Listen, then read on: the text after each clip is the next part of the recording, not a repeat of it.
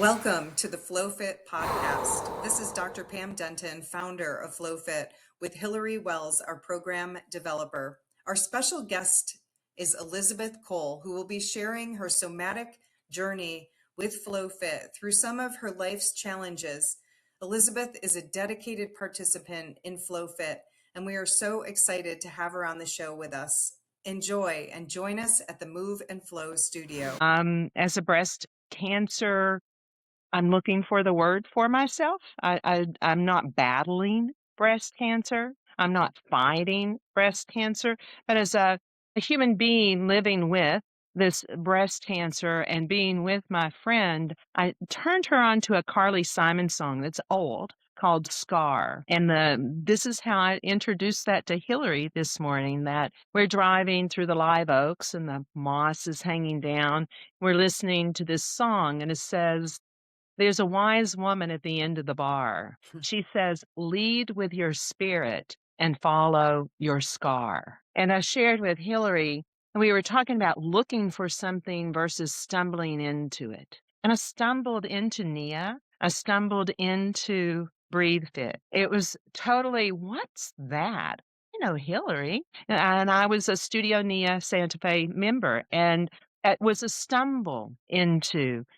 I don't recommend it if we stumble into a husband sometimes. Done that, but this stumbling into what felt like a fit. And then I look at your shirt, Flow Fit. And so there was a flow to the stumble and a fit that came out of it in so many realms of my life. And I love that phase that I've developed a lot of scars during this time period. I can't tell you how many years now I've been doing this, but I believe since the end of 2020, and I have had scars that have been sutured and taped and stapled, and there they are. And I realized yesterday, wow, they point to my heart. So follow my spirit, lead with my heart, and that's where I find the juicy places like this. What did that stumble? I'm so curious. What did it feel like for you to trust the process and come into this work in the beginning? So there you were in the NIA community, and then you found Breathe Fit, which is now Flow Fit.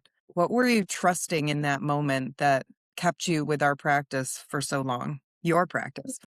I believe it was the word breathe. And at a time where I had been a NIA teacher for 25 years and was in the trainer program, and a lot of work was going on and a lot of transition. And Zoom is actually how this gift came, right? So I was doing NIA.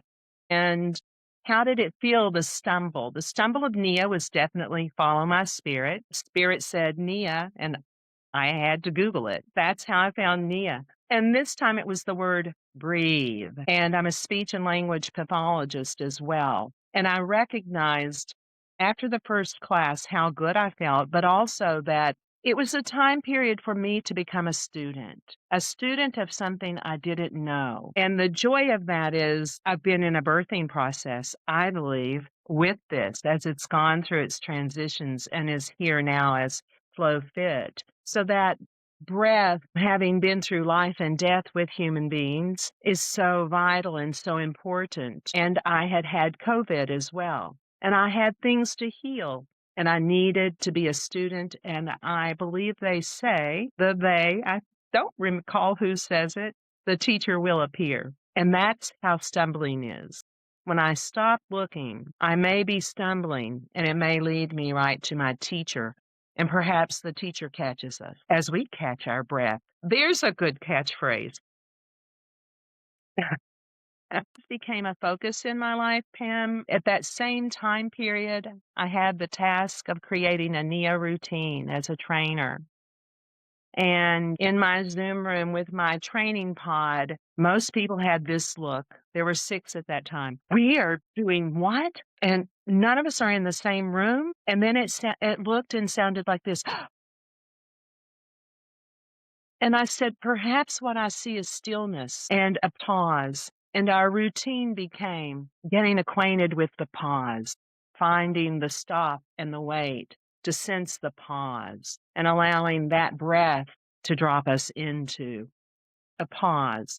So pauses are underrated. I see you as a kind of a master of the pause, Elizabeth. You're so good at it and you're so thoughtful and well spoken. And I think that comes from taking that time to go in. And I know that when you do a FlowFit class, you go deeply in and you always have something profound to share with us. So it's so much more than a physical practice, of course, as we know it. We work with all the levels of being a human. And ultimately the transformation of energy into flow from a state of stress or frozen or stuck into flow. I always feel that you have that experience since day one. I think it was 2021. That's when I started teaching it at Studio Nia Santa Fe. So it's been 5 years almost. Continuing that flow through some very challenging experiences in your life and knowing, showing up over and over again because this work supports you and allows you to flow in such a beautiful way through some of life's most difficult experiences. And so you've been a huge inspiration for me. Thank you. And I would say I just came from class with you guys, right? So my clothes turned purple and pink and blue, and the sensation inside me is maybe these colors right now, and perhaps is why I grabbed this sweater. This deep spiritual connection. And Hillary, you said this morning, take a look and see what's happening, and I invite you to close your eyes and go in and experience it. And so that invitation is there every week. So that invitation this morning, open your eyes if you need to look, and we look, and then close them when you can. At this point, I can mostly keep them closed throughout this experience. The moves and the rhythm is there. So that invitation, thank you so much, is always there. Close your eyes. And what a new experience to move and breathe that close to my interior self. And the challenges have been insurmountable. And yet I've been in this room with so many more people who have been through challenges. And as you know, we have the gift of many talents in our Zoom classes, in our FlowFit classes. The life experiences and the scars have healed with all of us, wrapping really in this color of a pink blanket. I've been through so many things, including the burial of my daughter's ashes, the scattering into the earth, having had this class and knowing that each person in that room were anchoring into supporting me in life through our breath. So that constant gift of not only am I getting fit, but I'm also being embraced. Wow, that's so powerful. And that's one of the things that makes FlowFit so different, right? I can't go to a gym anymore. I walk in there and I don't feel that warm, fuzzy blanket of support, community, acceptance.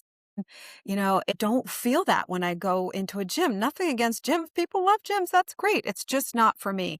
I need to have this holistic experience of I am conditioning my body. I am conditioning my mind. I am conditioning my emotions. I am conditioning my energy. I'm transforming as I work out. It's a 5-dimensional workout. And I'm also being held and supported by other teachers, by the students, by community. We do it online and we feel that community through the airwaves because energy doesn't know barriers. Energy doesn't know time and space. Energy is. And I feel that so powerfully when I'm teaching that we are all connected and we're all here. And I'm so glad that that transmits for you for so many years through the airwaves, through the multiverse. And how real that is for me. And this I also gleaned and deepened through Nia, through all those years of really being with, this communication within, without, right? I've been cultivating it. I cultivate it many, many ways. But in this particular program, my daughter has even come and we have a student who says, your daughter was dancing with me today. Or I might share, she was here, and hear people say, I felt her. She was here. So there's the essence of her doesn't know these as well. So she just trickles in and joins us at times. And it was during this class that she left this world of her physical body. At Wow. the end of the class, I'm the only one, another student's parent left during the class. And my senses, my breathing gave her that support. And yeah, here she is in this electromagnetic wave of our breath, of our beings, of perhaps this room, and perhaps our internet world needs this breathing going on in it. It's a good room to be in. And it's safe. It's safe to fall apart. It's safe to laugh. It's safe to build up and to express. And to do it at your own pace, as you were talking about after class today.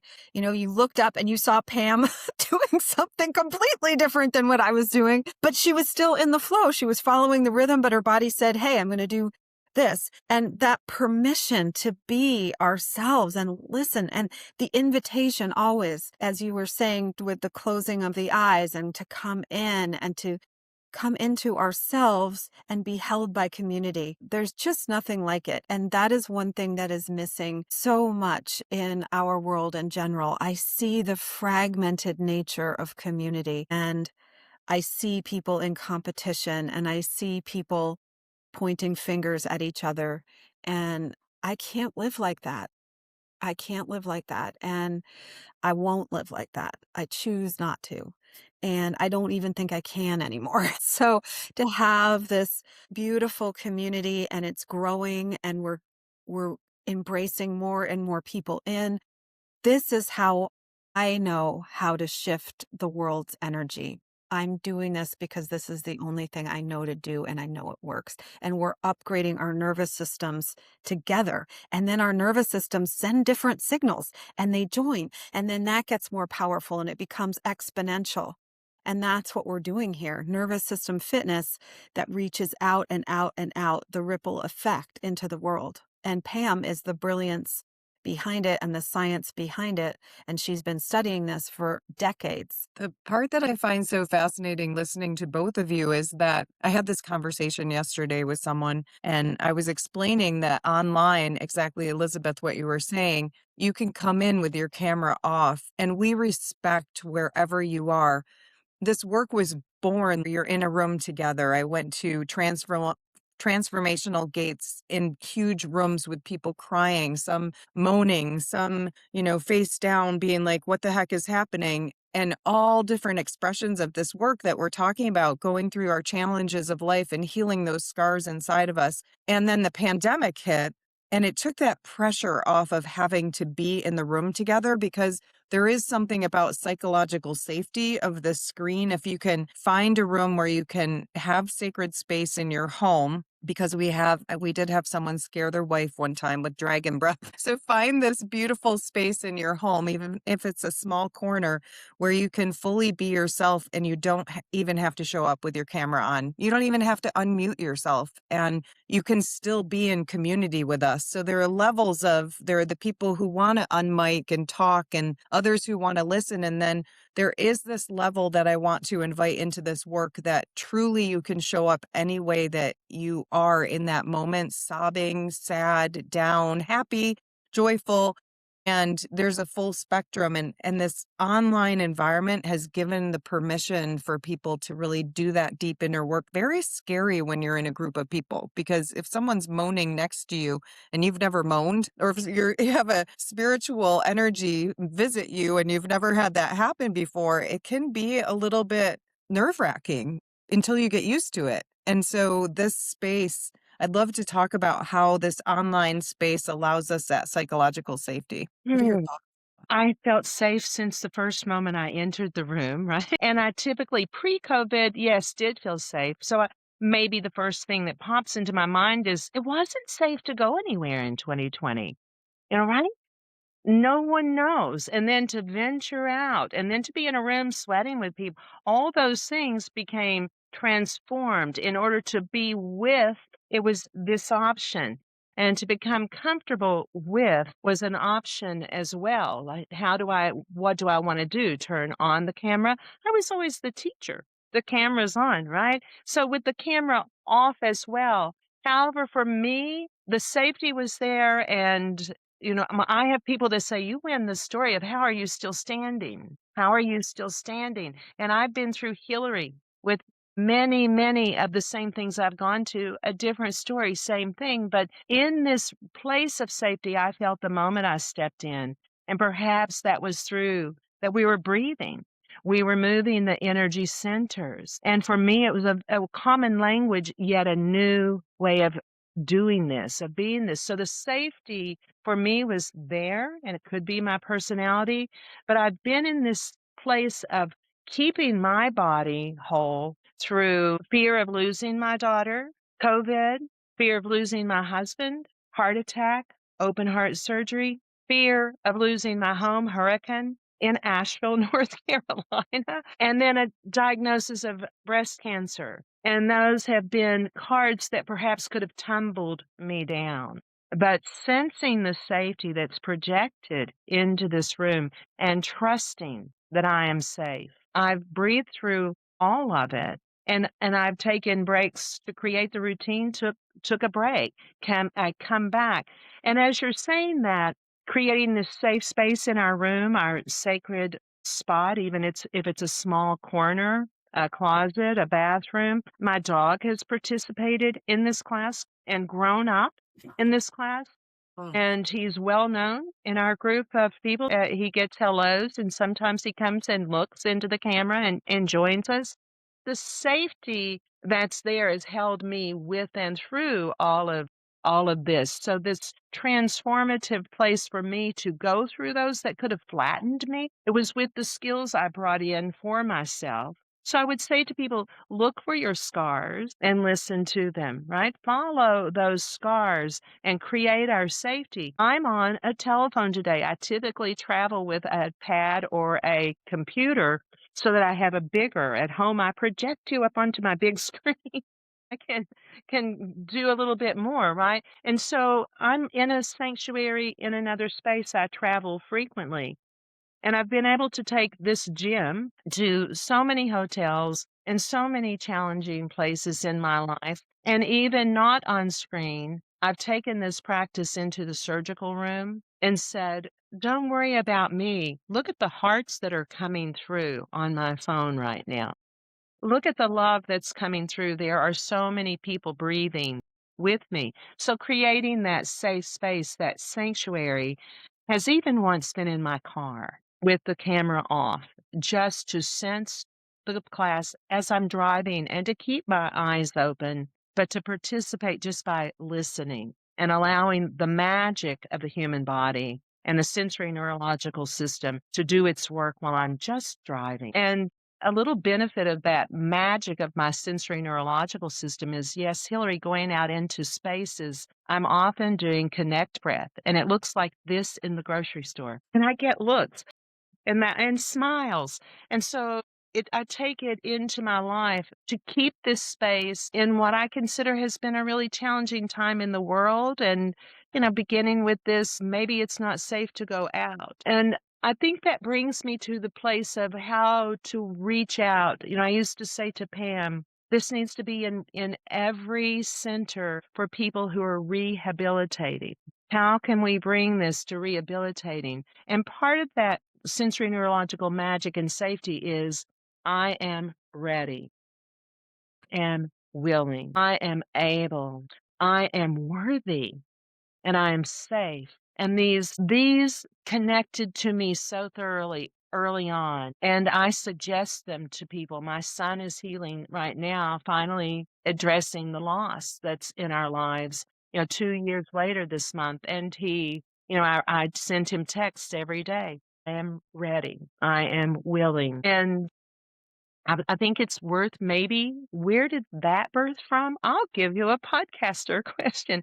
Where did those come from, and what are they called, and how did the postures arrive? Those are from a technique called neuro-emotional technique. It's a beautiful technique derived by two wonderful chiropractors, and it works with the scars. There is a scar technique in it that you actually trace the scar and muscle test, and you can trace the story of the scar and even more healing. So But it's a emotional tracking to the concept of the original event in which something happened to you that got locked down in your emotional, mental, physical system.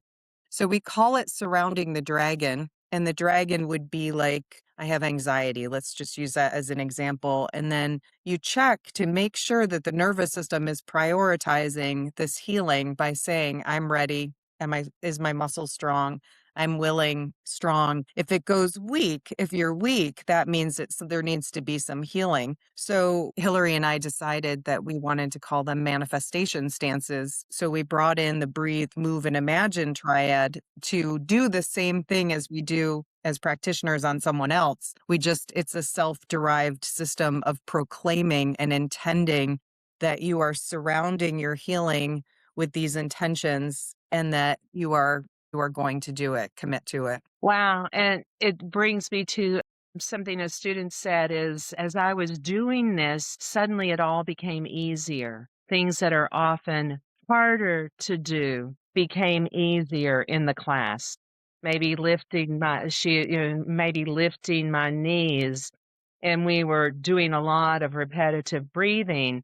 And this was a comment from someone, and so I was fascinated by that. Wow. So we weren't even saying those words, yet those words were happening. Those manifestations were happening in real time with her. It's saying to your nervous system, hey, it's time to prioritize. FlowFit is built on a prioritization system. So your brain and your nervous system knows what it needs to heal in natural timing when the stress is released from the system. So the stances, these 5 words and intentions, prime the nervous system to say, hey, pay attention. It is now time to lighten your load. And that's what we use it for at first, to release and let go. I'm ready to release. I'm able to release. I'm willing. I'm worthy, and I'm safe. And when we take that through the release, then we can say, now what do we want to invite in? I'm ready to invite this in. I'm willing. I'm able. I'm worthy, and I'm safe. And there's something about the repetition of that. It's impacted people's lives to believe, hey, we're in really challenging times and we can do this together. We're committed. I love that. And the word stance with them is about pausing, where we were talking about this pausing into grounding. And we pause and ground with them each move. And I hear stance, my NIA training and my training as a speech language pathologist is that's the first thing I look for in my client. Are they grounded? Are they in a stance that gives them the ability to face this communication challenge or this swallow challenge, which was also a stumbling factor for me. And perhaps you recall that early on, I was fascinated every time we did this, this was also the science behind speech and language and swallowing. And I was like, wow. And so we have had moments where Hillary has incorporated swallowing exercises. I have said, in that movement, this is actually a swallowing exercise. This strengthens. And so I've been also stumbled into the fascination of perhaps the sensory neurological system and the vagal nerve and how it innervates the vocal folds. We can speak in our natural tone, our natural vibrational tone. And maybe that's why words after class come from others and myself that are so grounded and so real. The voice goes to its natural pitch as we breathe and release the tension, and the vagal nerve gets a chance to let us communicate all the way through the gut, right? This traveling nerve, and perhaps through these stances, these pauses into grounding that you've created and shared with us, we do find also our true spoken voice to say what we mean and what we feel in a new way, in a new pathway. So I found it fascinating. We do need and want, I would think, to be able to swallow and not drool or cough or choke, and to be able to speak and voice our needs and our love. And that's also strengthened through this class. And that stumbling into that, what we're also doing swallowing and communication exercises in here. It's anatomically and neurologically happening. So beautiful. That's awesome, Elizabeth. And I love that you said that, because when Pam and I first started teaching this, we really felt that it helped us be ourselves when we're out there in the world or when we're out there online, find our voice, find our energy of expression, of authentic expression. And that is almost a side effect of what we do. It really, but it becomes for me one of the most powerful effects. It has helped me really step into myself as a teacher, myself as a leader, being able to speak my truth and stand my ground. Today, we were focusing in class on building our core transformer, that part of us that can transform negative, heavy energy into positive energy for our lives and for the world. And so that voice and being able to voice ourselves out there in the world, so important. And just a side note, I actually had a conversation with my neighbor yesterday who had had a stroke and was doing some work with a therapist on swallowing. And so I gave them some suggestions based on what you've taught me. So thanks for that. And I felt so good that I knew a few things. I had never thought about swallowing before. Then I actually had a bad throat infection in the fall, and it hurt. Just the muscles around my throat hurt to the point where I was afraid to eat anything because I was afraid I wouldn't be able to swallow the food. And that had never happened to me before. So I have this deeper understanding now of the importance of that. And when we work with the nervous system at the level that we do, it helps, like you said, the vagus nerve, the whole system becomes more efficient, and it's starting to work in the way that it was designed to work. Absolutely, and so magical, isn't it, that the entire body is linked? It's not separate parts. And here we are swallowing, and I love it when I hear, "Let's do the swallow." We've done the swallow, lifting the larynx and swallowing. We've done yawn, sigh, swallow, all of these things. So learning, and I would say I don't know that I've been in any class where I haven't received the most fabulous linguistic information, or the students that come and then release their voice to share a hypnotism. What do we do to all of us connect to this one phrase to support this person going into surgery today? Our neurological systems at the end of the class are so ready to say, "Hey, I have something that could help that." And I can text you, or we'll have a little communication with it. And so I love that the beauty and brilliance of so many of the students, as they do this, find their voice to share their gifts with us. And Yeah. I often say to people, wow, come to this class. It is full of the most amazing people. Like it is a community of gifts. So I do find this community of gift, and I would love to see all the new gifts that come, right? But that was definitely a stumble in this class. This is also happening. It's very transformative, but the greatest gift is all the talents that are revealed as we breathe and practice.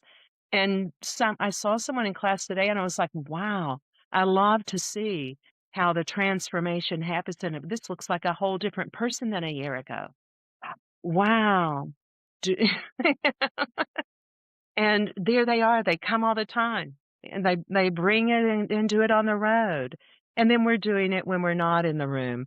And Nia is a lifestyle practice. This is a lifestyle, right? And we've had such deep, intimate conversations, including what was our experience with the last breath of a loved one? And we both had been with our mothers. What was the experience of the first breath of our children? So the first breath and the last breath are our life into this and our life into the next. I believe with all my heart that this is only a version of life. This is one version. And in that last breath, we step into another version. And with that first breath, we step into another version. And that's my true belief. And so, how would we do that without flowing our breath? And isn't that all about the fitness of our body, mind, spirit, and emotion? This ability to know that, wow, we breathe when we arrive here, we exhale when we leave. And that's part of what we're doing all the time as human beings. Perhaps it's new life, inhale, breathe in, exhale, accept a new one. It's always a life and birth every moment in our lives, if we're the lucky one. And so taking that flow fit, getting that and being fit with the experience of we live and we die, which has been prevalent in my life. And yeah, it leaves a scar. It leaves a scar with this community. We're following the scars. Yeah, and I love that that was where these manifestations came from, the scar and the muscle testing. And without breath, the muscles don't work. Without breath, the thoughts don't work. Without breath, the swallow doesn't occur. It's an automatic function that we can lose, and we do end up without that ability. So first and last breath, we're doing them the entire time we're breathing, and then we come into this class, and everyone is a first breath, everyone is a last breath, and bringing new life constantly, and then going to the market and going, That's so beautiful. I'm thinking about the space between the breath because it's really what we do in between that first breath that we take and the last breath that we take that matters. And I think that is the third part to the triad, the first breath, the last breath, and what's in between your breath. And we spend a lot of time there in between feeling so that we can go to the store and breathe. we do. And so I have a podcast question for you. Yes. We do things in between the breath sometimes, right? We learn to hold the breath. We build that up as feeling that tension and feeling that stress. And where was that birth from? I breathe all the time, but where did these, let's shift how the breath is going and let's hold the breath. 5, 4, 3, 2, or however we do. Box breath was very fundamental early on in our classes. And I believe that also created this connection. We're really breathing focused together. And so those holdings, where is that and what does that do to us? Well, that's such a big principle about what we do. It's called build and release. So I spent a good maybe 18 years in a technique called somatorespiratory integration, studying the rhythms of neurological breathing. And this teaching has 12 stages of healing within the breathing patterns. And there's one that fascinated me in that, and as well as an athlete, and it's the build of the tension in our body, the pressure, and then what happens when we release, and truly what happens when we resolve fully 100% something that's stuck in our body. What does the body do when we go into that build sensation, when we're able to put our mind inside the pressure? Sometimes it's actually an active breathing technique like breakthrough breath in and out through the nose. So when we go into that pressure of that momentous breath of breathing for a long time there, what does our brain and body do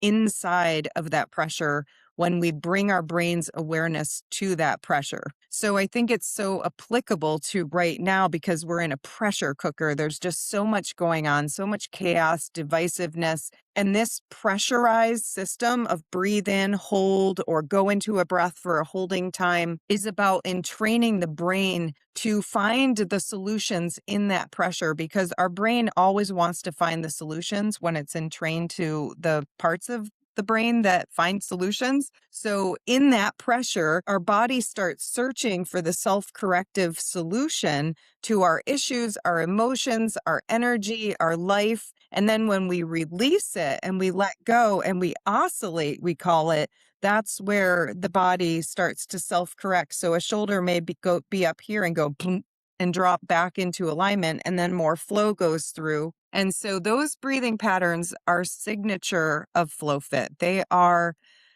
transcribed over years of studying when we go into the tension and out the other side neuroenergetically. How does our brain correct what's going on, whether it's physical, mental, emotional, spiritual, energetic? And it's Wow.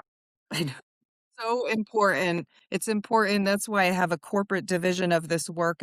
We are working with many corporate leaders applying this work. And because inside of corporations, they are just pressure cookers of chaos and reactivity. So what happens when we're able to engage in that tension and find a solution rather than be a reactive leader? There's a lot of reactive leadership right now demonstrating a very damaged form of leadership. And when we look out into social media, like Hillary was saying about the reactivity and the divisiveness, this breath is so important, because if you are a solution-based leader, if you don't want to behave like that, like Hillary was saying, and you want to live from a different space, build and release breath work and physical movement get you there the fastest. And the other part is that it bypasses the story.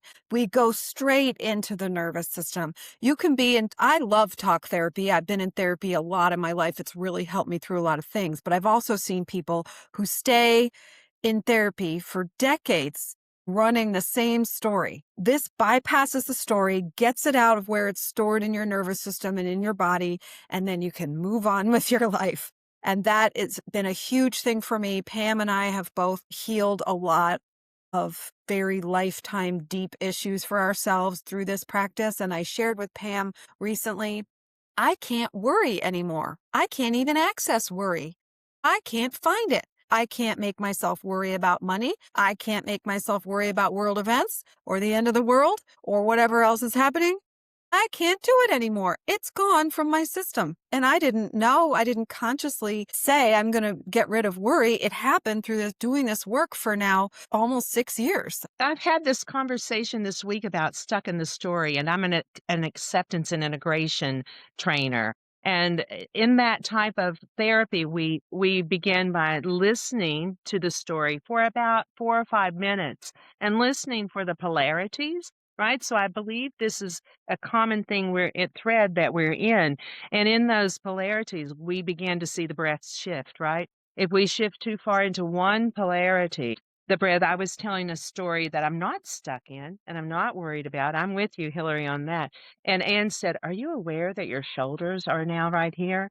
And I was telling a story about a bad marriage, a challenging marriage that I was in for 20 years. And I realized, my gosh, I'm sinking and hiding into the sofa. I'm sinking and hiding, get small. And when I shifted and changed and took a breath, and with this practice, with Nia, with the tools and acceptance and integration, I have many tools. And I'm so grateful that I've stumbled into them. I stumbled also into that.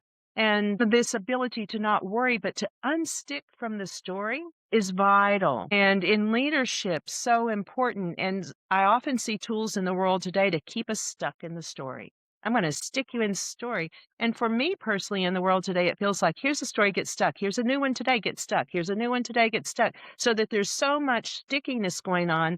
I, in my training, am missing my whole frontal lobe and my executive function when I'm here and when I'm stuck. And so that vagal nerve is saying, I'm in all of your stuck stuff. I'm in all of your stuck stuff. And so when I can relax and take breaths and move, and for me, again, I'm willing, repeating these mantras, then I'm able to access a higher level of thinking. I'm able to open up to what we build as, in speech and language pathology, executive function. And we're leaders of ourselves, right? So we begin here. And in that leadership, I really want someone who can drop their shoulders, take a breath, and access their frontal lobe where these higher cognitive functions are, rather than to create stuckness for me. For me, they're also in their stuck place when the people that I'm seeing in the world that I'm so grateful for this practice is that I sense they're in fight, flight, freeze all the time, and they're going to toss it at me. And I'm using the word they, and I'm not going to apologize with it. The world, the things that are going on, the challenges, even those of us reacting. So coming into this safe room, creating a safe place for myself and learning this technique. And maybe it's just that blow a kiss effect that changes as leadership in the world as I walk through a market.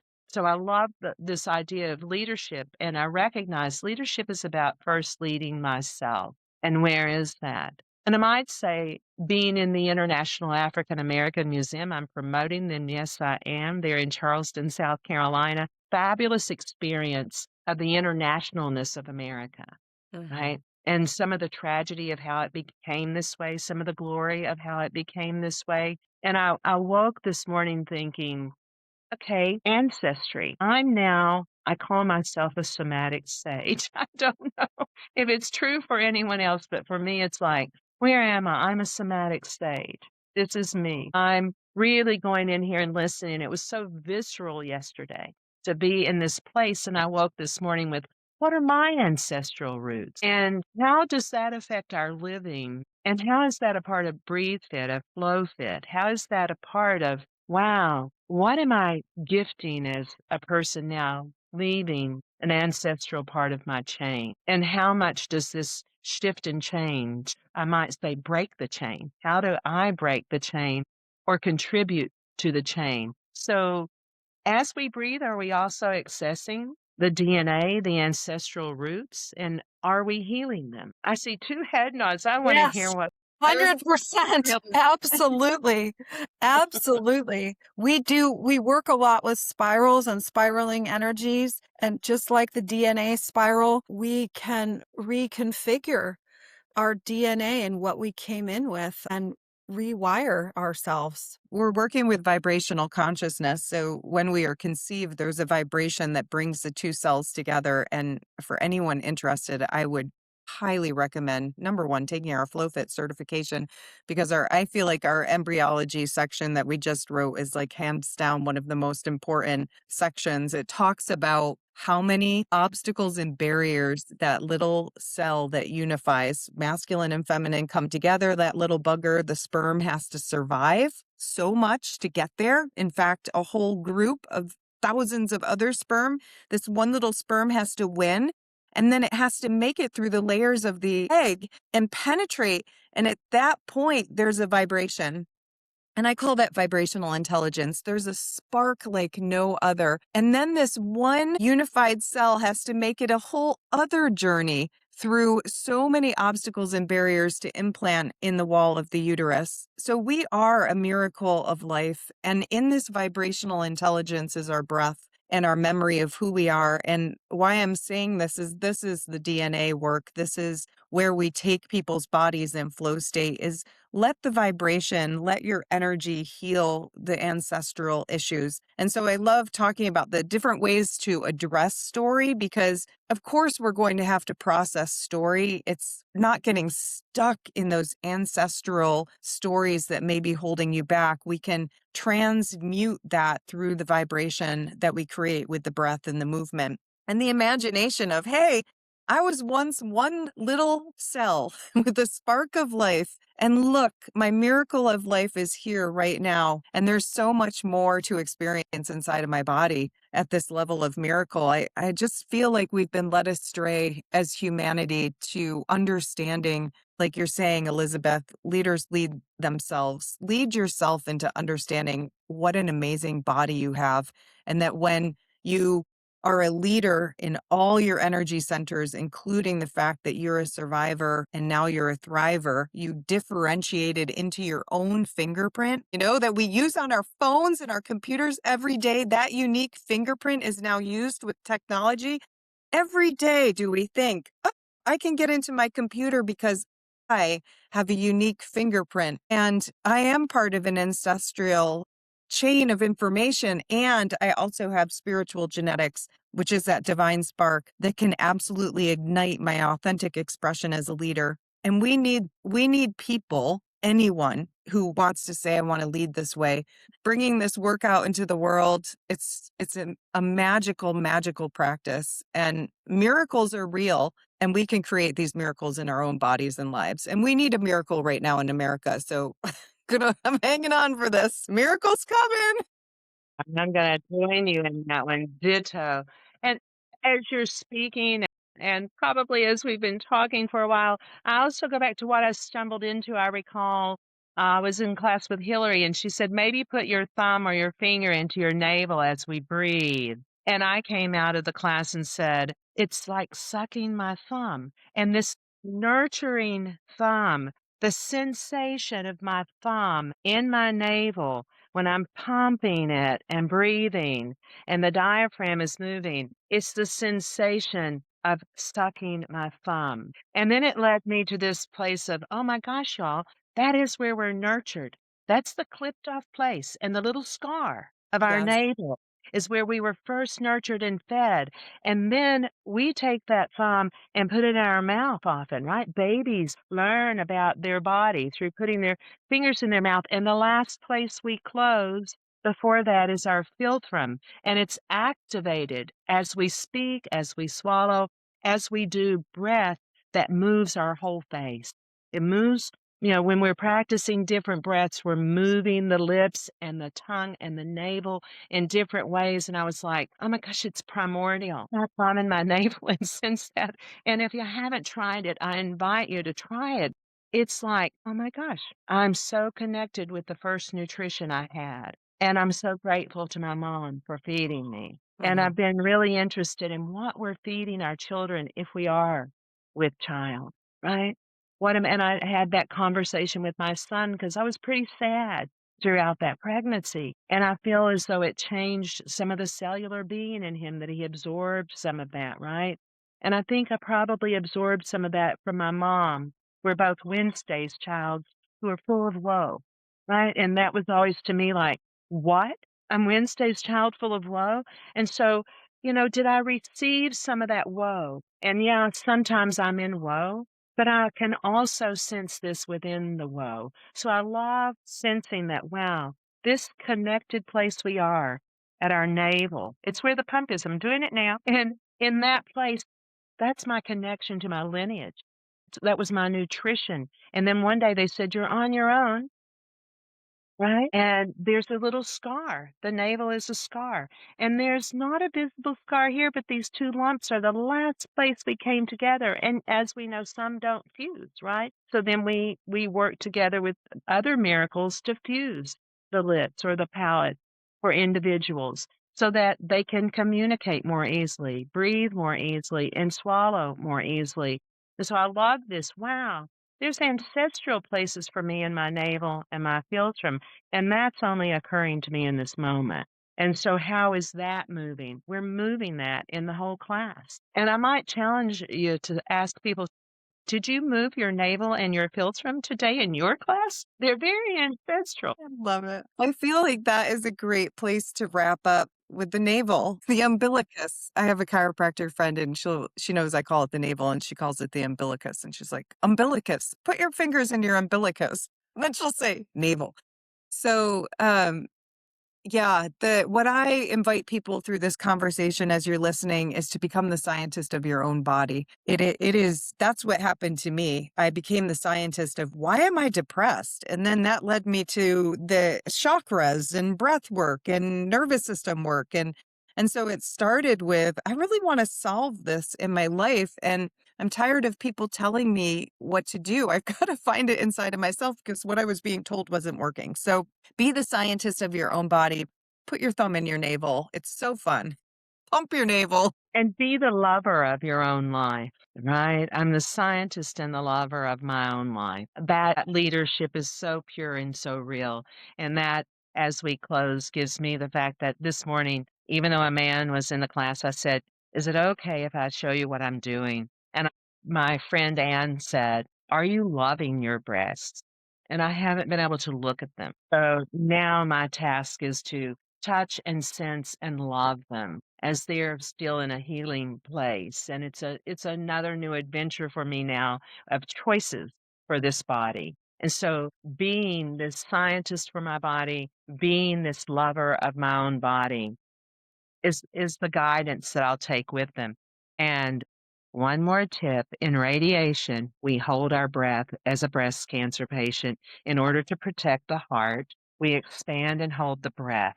And Hillary knows this little tidbit of information. It's challenging for many people to hold their breath and stay relaxed in a posture that's not always comfortable while a beam of light comes into the body and out the body. And to do this with people watching behind the big wall, Mm. and I take my big deep breath in each time I would go in, they would say, could you let out a little breath? You're really a good deep breather.